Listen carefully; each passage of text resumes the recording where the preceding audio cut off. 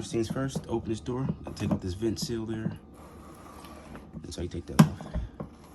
Secondly, you're gonna remove the inner door screw on that side.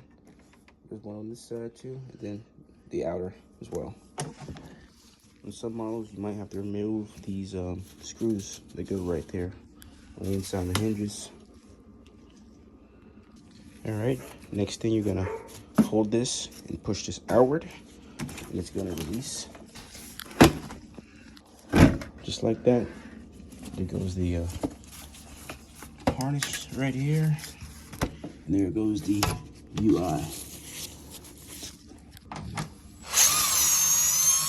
Accessing the UI.